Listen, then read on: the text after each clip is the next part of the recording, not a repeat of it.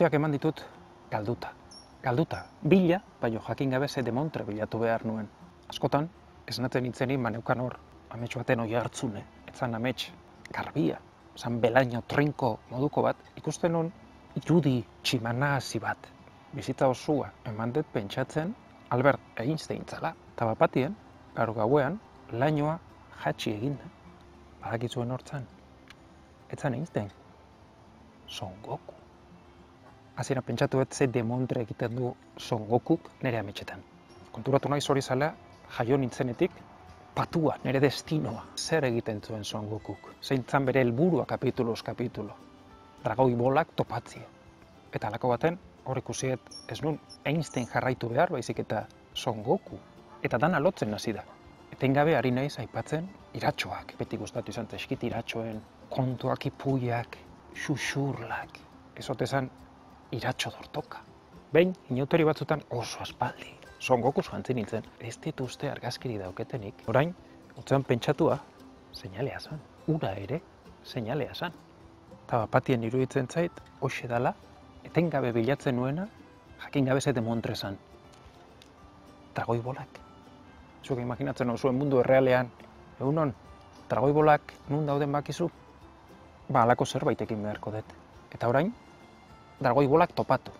Zer da hori, nun arraio egon leizke dragoi bolak, egingo dut egiten dakidan horixe.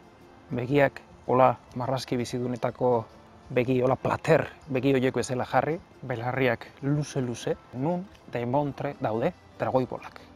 Tximistaren bidetik.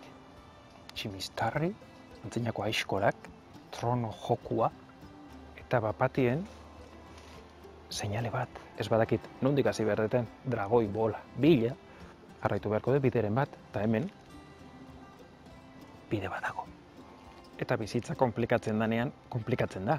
Zaizuenei zer da nau? Arroxa, horri, urdin. Eskerrak Matrix ikusita dauketen, eta badakize kolore hartuko nuke. Grekoek esaten zuten, bi amets mota zeudela. Ametsa guk esaten diogun ametsa ukidet, edo zein historio edo zer gauza, eta bestea jainkoen mezua. Eta norbeak oso ondo daki noizdan bat eta noizdan bestea.